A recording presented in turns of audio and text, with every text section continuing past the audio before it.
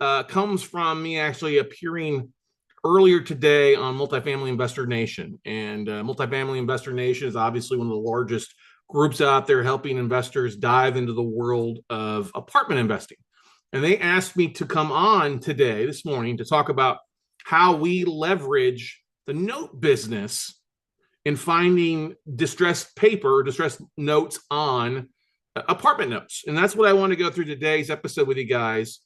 I don't think everybody's doing. We're trying to do a kind of a live stream at the same time on Instagram as we're doing this here in the recording. So feel free if you're watching to comment there, or if not, you can always watch the replay video and comment on YouTube and stuff like that. But one of the great things, is a note investor. We've been getting phone calls. We've been getting asset managers, hedge funds reaching out to us for a while now. Not just the last 90 days, but literally the last couple of years, last 2 years, especially since COVID, where you couldn't foreclose, you couldn't evict, where hedge funds, institutional lenders, and stuff like that were wondering, what are you paying for apartment paper?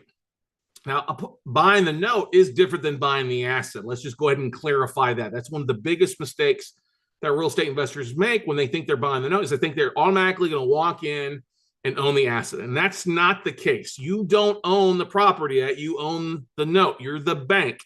So the value doesn't really make sense. I mean, you've got to understand the value of the property, but you're not getting the cash flow from the rents. When you buy the note, you're really only entitled to what's owed on the debt and the monthly mortgage payment that's supposed to be made to you, plus any rearages that it hasn't been made. So when you're evaluating mortgage notes, depending on where you're coming from, that's the thing to look at. What's the yield going to be if I get them reperforming, either just straight paying on time again, or if they bring everything that they're past due on, which we know there's quite a bit of past due payments these days. Or we also know that there's a lot of distressed multifamily syndicators out there who bought 3, 4, or 5 years ago with the idea that they were going to do what? Well, they were going to regentrify the asset, take it from a D to a C, or a C to a B, or a B to an A asset class, get the rents up, update the rents, add some amenities, increase the cash flow to increase the NOI, and increase the sales price, right? With the idea that if they increase the value, they could go refinance out, get a new loan, and pull a lot of this equity out of the property. Now they pay off their investors, they've made some money, and they've got a cash flowing asset still making. Well, what happened with interest rates? Well, interest rates going up really killed that idea that these not only just apartments, but commercial borrowers going to refinance out the property, right? Just didn't happen, and it doesn't happen.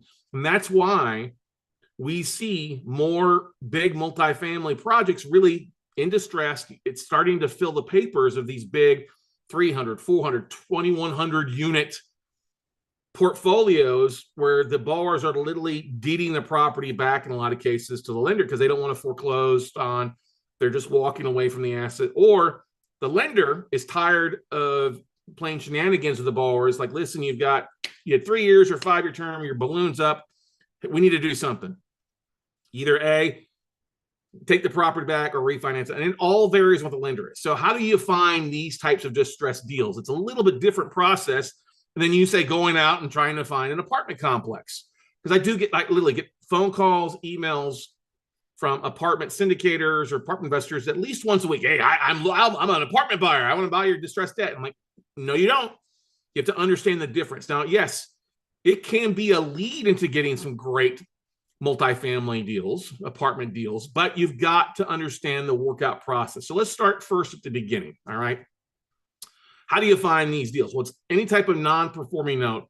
There's a couple different ways to go. I teach this in our 3-day workshop, stuff like that. But if you go to LinkedIn right now, and type in special asset manager, secondary marketing manager, whole loan trading desk, chief credit risk officer, those 4 job titles, depending on what the institution or how big the institution is the job titles of the folks that handle the distressed note sales, distressed assets, special assets, special. They're special because they're non-performing, okay?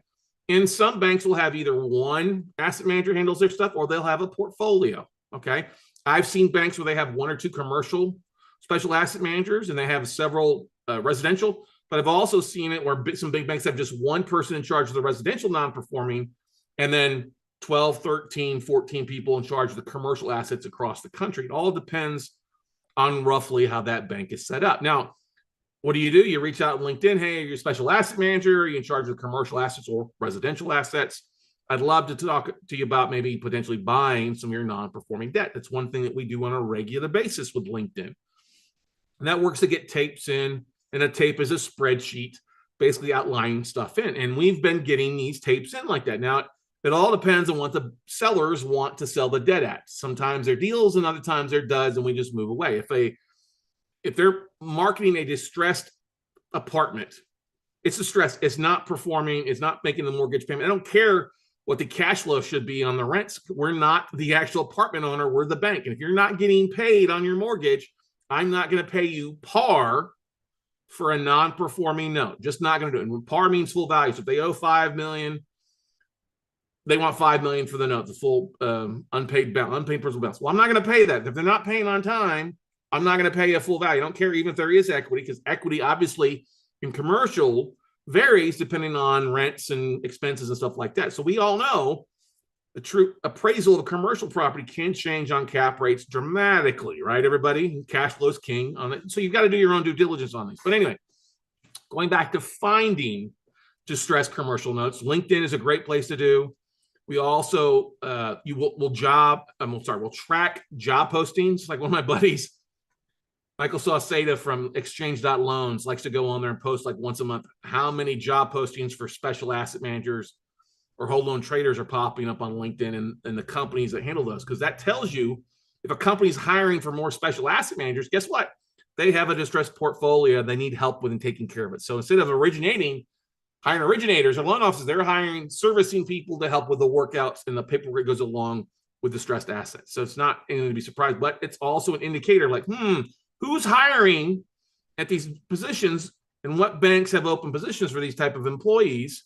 These are potential deal flow or banks to target or lenders to target for potential non-performing notes. Now, that's LinkedIn. There's some other services I like to use. Very, very passionate. I enjoy using Cred IQ. That's cred-iq.com, crediq.com. These guys, Mike Koss and his team out of Philadelphia, are plugged into all the commercial servicing companies, the special servicers. So you can literally go on to their website, Cred IQ, and look for different commercial asset classes, apartments, multifamily, self-storage, industrial, whatever you want. It's a really great search engine by geographic. If you're looking for apartments, you can do by number of doors, values. You can literally search, and it's like opening the kimono. They've got the servicing notes from the special servicers. They give you all the information on the borrower, like the borrowers, the LLC, their contact information, any general partners and stuff like that. Literally gives you that information. Plus, you can see what's going on with a servicer. Now, who's the servicer? The special servicers. These are companies that are called in by the bank to collect payments, and most banks will have a servicing company that's collecting payments on their behalf. A special servicer is somebody who's going to come in when the bank isn't getting paid. The bank will hire to then reach out to the borrower and say, hey, what's going on? What's the issues? How can we help you get rock and rolling? And many banks will track, obviously, the financials when we use apartments for the thing where the borrowers or the entities that are operating may have to provide financials on a quarterly basis. Or if they start falling behind, to initiate some type of workout, trial payment plan modification, or something like the forbearance agreement, the operators are going to have to provide financials to the lender so that they see that they maintain that debt service coverage ratio of 1.25%. And you'll see this in the notes on the servicer, especially with that Cred IQ, of the notes. So they had the asset or the borrower's falling behind that debt ratio. They're still above it, but they're default, or they've got a balloon coming up and we don't think they'll be able to refinance out of the deal, okay? Because especially when values drop or interest rates go up and the value of property drops, a lender will often require that borrower to bring some cash to the table so they don't end up at 80% LTV. They're at 70% depending on operating costs and things like that. So they may require the borrower to bring some money to the table. If the borrowers don't have 10, 20, 30% to bring to the table to write down that loan, they're technically in default. They still could be paying on time, but they're distressed because it's not meeting up with the other portfolio. And many of your lenders will have specific portfolio guidelines of what they want to do, and they'll start to look to shop that. Now, we did a episode on Monday on the Note Closer Show podcast talking about crack sellers. where asset managers want some ridiculous amount, and that's fine. If they want it, they can ask for it, but it doesn't mean they're going to get it, right? And we often find the more in default a note is, the more motivated that seller becomes to sell the debt off their books. We've had this happen multiple times where it was a 30-day offering, and it turned into a 60-day offering, and then a 90-day offering, then 120-day, and 150, and 100 days. So 6 months goes by, and the value changed on the asset, hence our bid changed on the asset. And if they would have accepted our first offering 6 months ago, they would have got a better price. But it was distressed, and now it's became more and more distressed. 6 months of payments had reduced the value of that asset to non-performing, where we now know that we're probably going to have to foreclose on that borrower, right? So going back into, that's why I like creditic.com. There's a monthly charge for it. I think they got a 7-day trial, but I think it's $297, something like that. But it's well worth it if multifamily loans is something that you want to target, or commercial assets are what you want to target. Okay. Now, another source that we like to use is Bauer Financial, BauerFinancial.com. Now, Bauer Financial is a third-party kind of a reporting agency that tracks all the quarterly reports that banks and institutions will file with the FDIC. So if you're a bank, to keep your FDIC protection, you've got to file a quarterly report. Now, if you're a private company, an LLC or something like that, you're not going to follow the FDIC, but this is for banks only. Banks, credit unions will file their quarterly reports with the FDIC. Bauer Financial goes in, pulls up those reports, scrubs them. And one of the great things that you can do with Bauer Financial is you actually can purchase that scrub data in the form of a spreadsheet. And this is one of the things that we like to do basically on a once a quarter basis. And it's usually around the 14th to 17th of the month after the quarter. So like right now, as I'm recording this, we're the end of February, we're still in Q1. So Q1's numbers won't be available till the middle of April, right? Because that's the start of Q2. So if I could get by January 21st, Q4's numbers. And what Bauer Financial do, like I said, they'll scrub all the quarterly filing reports. And we request it, say, hey, give me the quarterly reports on all the banks that have at least 5 branches or greater across the country. Now, the reason why we focus on banks that have 5 branches or greater is that they're a little bit more flexible in their lending. They've got multiple branches they take care of. Anything under 5, they're really too conservative, and they can't take selling a note at a discount most of the time. They've got to go through the process before closing and taking the asset. Not saying you can't sometimes get good assets. You can, on some of the smaller banks, work out with them to keep them on the books, but they're just not going to have the deal flow that you're looking for. Remember, we're not sending out postcards, L letters, doing any of that crap. We're not jumping on LoopNet, which is where deals go to die, commercial deals. But Bauer Financial will buy this report, and it literally will list in percentages and dollar amounts. It'll give a 5-star, a 0 to 5-star ranking of the bank, where they were last quarter, where they're at this quarter, and we'll share what percentage of their portfolio is good, what's underwater, what's in default. And that means if anything is default, what's more than 90 days late, what's 30 to 89 days late. So you literally will get a number of, this bank has this many million in loans and residential, this much in commercial, and even this much in multifamily loans, apartment loans. So that's a good thing. Just going through that list, identify a bank. And then what do? You jump over on LinkedIn, you look for a special asset manager, secondary marketing manager at that bank, and start contacting them to see, hey, I see you've got a non-performing loan on your books or under non-performing loans. Are you interested in selling some of this stuff off? And here's the thing. If a borrower is making payments, even if they're in default, like from debt coverage ratio, or their term, their 5-year fixed term, and now they're beyond that balloon payment, banks don't necessarily want to sell that stuff at a discount because it's performing. So to get a bigger discount, it's got to be really somebody who can't perform, it's not paying anymore to get the bigger discount. So remember, you're not getting the asset, you're getting the note. All right. And then you've got to go through the foreclosure process or the workout process with the borrower to either get the borrower back on track making payments, and that's your yield, basically figuring what your payments are off of what you paid for it. Or 2, if you can foreclose, or the borrower has already started filing foreclosure, what are you going to sell it at auction for above what you paid for the note? Now, if they owe $5 million, you bought it at $4.5 million, and you sell it for $5 million because the apartment's worth $7 million, great, you just netted a $500,000 profit. Okay. If for some reason, though, we all know a lot of these other large assets don't sell at auction, you end up taking it back, and then it's an REO or a real estate owned asset. Then you need to work out with the borrower, not the homeowners, but the property owners, the management of either A, getting the borrower back on track, have them deed the property over to you.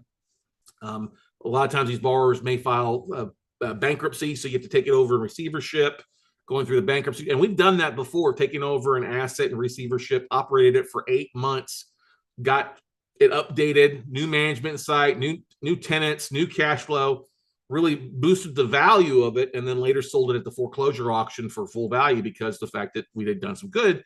And if we hadn't sold the auction, guess what? We would have held it back and it'd been an operating asset, but we'd had to go through that route, that 8-month process of buying it and working it out, going through the courts, and then finish up the foreclosure to actually own the asset. So that's what you got to keep in mind. So what we talk about using LinkedIn to find asset managers, to find banks that have listings for more asset managers, Credit IQ, Bauer Financial. Now, another golden opportunity for you to find servicing companies or master servicing companies is to look at the Mortgage Bankers Association quarterly file when it comes to commercial and multifamily servicing reports. You literally just Google it, multifamily commercial servicing update, or servicing, servicing update Q4, Q1. And like the most recent one for Q4 of 2023 came out February 12th. So it came out about 2 weeks ago. And this is a free, doesn't cost you anything. Just go to MBA.com and type in multifamily servicing, report. It will literally give you a list of every commercial servicing company out there, ranks them, who's got the most, number of loans, dollar amount, and will give you this list of servicing companies that are handling foreclosures or handling the special servicings. That becomes an ideal list to what? To pick up the phone and dial for dollars, or guess what? Jump over on LinkedIn to find somebody at that institution, or that company, that fund, that servicing company, to get on the radar to see what they might have available. Like, I'll give you an example. We, a while ago, we found that Crown Point Northrop was a servicing company for a multifamily note. Well, we reached out to Crown Northrop specifically about one asset. They were servicing on behalf of Wells Fargo. Well, Wells Fargo didn't want to take a discount on that one, but Crown Northrop had a portfolio of other loans that were in non-performing, that they knew that their banks that they worked for would sell at a discount. So we worked with them to take down a couple assets, to buy some of the stuff, with the idea that we knew we were going to have to foreclose. Now, that's foreclosure is one of the big things you got to realize is going to happen if you want to end up owning that asset. You always got to make sure that if you're going to buy the note at a discount, that the return on that new reperforming note is going to be valuable for you, because you may not end up ever taking the asset back. If the borrower reinstates the loan or they get a cash infusion, whatever the situation is, you're stuck being the bank. So make sure, if you're buying it at a discount, that it makes sense for you to hold that asset for a period of time and cash. Now, of course, if it's going to go through the foreclosure process, the great thing about this, ladies and gentlemen, part of your due diligence is not just on the property, but also on the borrowers, their LLC, other assets they may have, and the collateral file and the servicing and attorney notes. So one of the great things to ask is, hey, can I get a copy of the servicing notes, the special servicing notes? And you will literally see all this valuable information of the borrower provided financials, or they didn't, or they were friendly, or pounded sand, or they're willing to do a deed in lieu. There's a lot of things to take a look at when it comes to working that stuff out. And that's a whole different process. But you do need to understand, especially the commercial space, how to evaluate an apartment complex versus a single family property. The big difference is, when you're going to go buy a traditional apartment complex, what are you doing? You're going out, looking at the property, walking around, walking in and inspecting each unit. You're not going to necessarily be able to do that as a note buyer. Yes, you could walk out and walk around a property. Yes, you can kind of walk in like you're undercover going to rent a place. We've done that before. Call to get rent rates, to figure out occupancy. Those are some things you can take a look at. Looking online for pictures of units and seeing where they're at. We're looking at old financials and figuring out rent rolls. One thing that I have always loved doing is, when I have a property, a multifamily property note we're looking at, I want to find out what the issues are with the property. And there's no better way to find out the issues and talk to tenants. Right now, I can't go out, and somebody's got a non-performing note, I can't necessarily go out and knock on doors. But what I do is we'll jump on, type that address in on like white pages, and we'll pull up a list of people that live in that apartment complex. And oftentimes we'll have a number. Well, we'll call that number and say, hey, we're looking at buying the property, not the note. Don't talk about that. I'm trying to reach the property manager. Do you have their information? Of course, guess what? The tenant's going to have a property manager. Where do they send their check? Where they send their rent to, that kind of stuff too, or who picks it up. And I always like to ask them, I said, well, thank you very much for providing that. How long have you lived there? Do you like living there? If you could improve anything in your apartment, what would it be? And you will have these tenants that will go on and on about all the different things that need to be fixed. Oh, like little Johnny's dealing drugs, or the washing machines don't work, or there's gang activity, or no, it's a beautiful place. I mean, they will tell you all the good, the bad, and the ugly. All right. And that gives you a lot of the due diligence. And that's helped us identify opportunities and how to find deals and not deal with duds. Okay. And of course, here's the thing. If it's a Class A apartment complex, it's going to be a Class A. You understand that. It's probably a pretty good. Class B, all right. Your C's and D's are where you're going to get the bigger discounts, but you're also, guess what? You're going to have to deal with more work, rougher tenants, rougher places out there. So be cognizant of the area that you're buying in. What's it look like? Who do you need to have on your team is definitely important. You got to have, obviously, a servicing company if you're buying this distressed debt, or have a team with you of operators that know how to work that stuff. You need to have attorneys that are foreclosing in that state. It's really good to make friends with a commercial realtor, commercial broker specializing in multifamily and apartments in those cities that you're buying, so they understand what's going on. They can give you true values. They can give you some ideas. They can go be your eyes and ears and knocking on, or make a few phone calls that understand the relationships on that stuff. But here's the thing. How do you finance these things? You're going to need cash. Most of the time, you're going to need to raise capital. So that's why it's very important to understand what you're buying and what kind of yield that you're getting if the borrower reinstates, or if they start paying on time, you do a forbearance plan. Understand that number. And then, of course, if you do take the property back, what's the strategy going to be at the very end? Is the operator to hold it for a period of time, or are you selling at the auction? It just varies asset by asset. So there's not a black and white hard number about that. And then also same thing on the pricing side. The only really, people ask me all the time, like, well, what kind of discount can you get? Well, it varies. Is there equity? Has it been performing? Is it already in special servicing? What's going on with the underlying debt? What's going on with the underlying property, vacancy rates, that kind of cash flow? That's a different animal than just a single family property or condo, as we can all agree to that, right? So you got to know that things, know what's going on with the servicing. And honestly, one thing that we like to do, which we don't see very often, because most people that get in apartments, they have a special entity set up for that commercial property, but seeing what type of other properties that LLC or operating company may have that you can use as leverage to potentially get them to work with you to do a deed in lieu of cash or keys, depending on what's on title. Obviously, there may be other liens, other mezzanine loans, stuff like that you may have to just to go ahead and foreclose to wipe out that second lien or other subsequent debt on the property. Okay. Now, what else did we discuss today? We talked about how to find them. Basically, obviously, like I said before, jumping on LinkedIn and looking for those job titles. We talked about Bauer Financial. We talked about Credit IQ. You can also do Crexi, Crexi.com. Crexi is a great website for finding listings of commercial deals. They also offer a service, an upgrade service for $297 a month. I think that you can actually go and find maturing loans across the board. So that's another alternate for you to look at as well. If you're looking at maturing loans, those are potentially near the default stage if they can't get refinanced out in some sort of fashion. So let's take a look at it. Now, going back to the financing side, obviously putting a fund together, putting a syndication is something you may want to do. Some banks, and I'll say this, some banks may be willing to carry financing or offer you financing on a note purchase if the operator or the asset is already vacant, or the operator is going to be moving on. If you're doing a deed in lieu, cash for keys, borrower wants to leave the property, bank doesn't necessarily want to operate it, they may be willing to actually finance the purchase of that note and move it from the non-performing side of the bank to your side. You may need to bring some money down, 10, 20%. Okay. That might be something to think about doing for you if it makes sense. We've got several students who have been able to use that aspect of getting the bank to carry financing on the actual purchase of the note. It just takes knowing, hey, what is the bank looking for? What does the asset have? And you having a knowledgeable team with you that can handle that operations. Because just because you buy that note doesn't mean you're a great apartment. Like I don't want to be in charge of management in an apartment complex.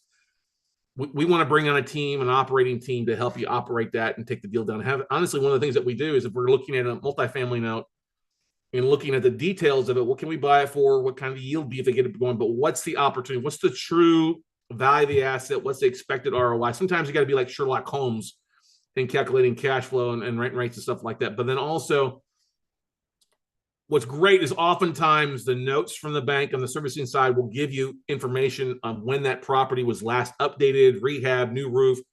Those things are usually pretty good. Like the borrower went in, they bought it, they started rehabbing the units, and then they ran into issues with obviously interest rate fluctuation or something else. So oftentimes you'll have the true soap opera, the story behind the story from the special servicing company. And that's one of the important things. But here's the thing. These things do take time. They're not going to be able to buy something and work around to get it reperforming in 30 days, 60 days, or even 90 days. It may be 6 months or a year or longer to do this. And here's the biggest kicker. If I'm buying a multifamily note, I know I'm going to be into it for a period of 12 to 24 months. Don't call a note seller and say, hey, I'll buy all your apartment loans once you take them to foreclosure. Why would I do that? Why would I do all the heavy lifting to give you a cherry deal? Now, it may make sense in some cases. I get it. But if I'm going to do the foreclosure, take it back, and there's value above that I now just inherited by foreclosing and nobody overbidding, guess what? I ain't going to sell that asset to you cheap. I'm going to turn around and put a team in place to drive the cash flow and hold it. So what's great about this is a way to find distressed assets by using the note strategy, by using the distressed servicing companies to find deals for you that you can take a look at, and leveraging the free data out there. I mean, if you just want to do it, jump on LinkedIn and start contacting, or pull up like I said, the MBA quarterly multifamily and apartment servicing report and take a look at the banks that are on there, start contacting them and seeing what they have in their books and going from there. And that's the beauty of it, ladies and gentlemen. Remember, you buying the note, you're becoming the bank, not the actual property owner. You've got to go through the legal process of foreclosing, getting a deed in lieu, cash for keys, or taking the property over in receivership if the borrower files bankruptcy to work through that stuff. But it's a great strategy. I mean, I've gotten lists from banks that are huge. You're getting a tape, which is a Excel spreadsheet, or it's been a PDF of all these assets, so they're small balance stuff, multifamily loans across the country. And we're starting to see more of that taking place. When COVID first kicked in, I started getting phone calls from banks on their multifamily stuff in New York State because I knew it was going to be 2 years or 3 years before they foreclose, or the eviction stuff. So there are specific states you probably want to avoid: New York, New Jersey, and then probably the West Coast states: Oregon, Washington State, California. Those are difficult to foreclose, and they're not lender friendly. I'm not opposed to buying in judicial states. Just understand what the foreclosure laws, and really understand it's going to take a while. Like, one of my biggest mistakes was buying a apartment complex in Chicago.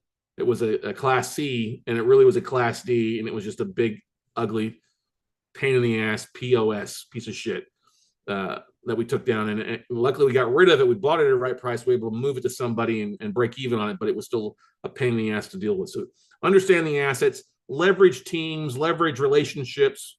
If you're already an apartment investor or been a syndicator, this may be something to look at. Leverage relationships like that through like Multifamily Investor Nation or the other conferences that take place on multifamily side.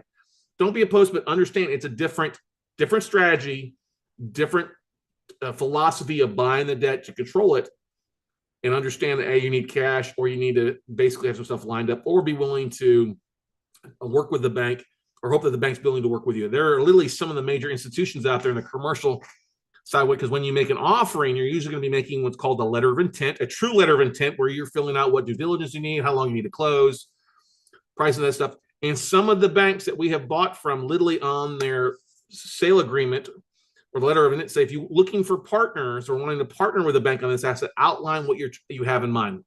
And that's worked. We've worked with some folks that have taken an apartment complex and kind of converted it and owner financed out the individual units. The bank was willing to carry financing for stuff on us to do that. They even provided the rehab budget to make some things happen, and we sold those notes off individually.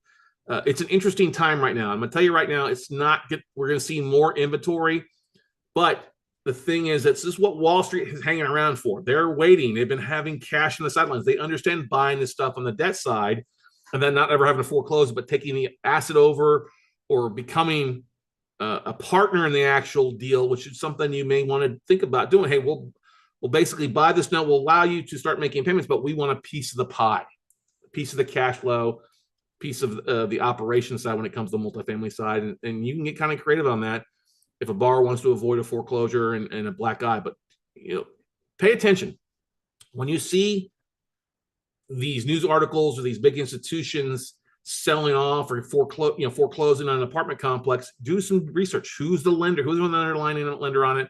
What are their plans for that property? Do they have anything else in their books they're looking to get rid of?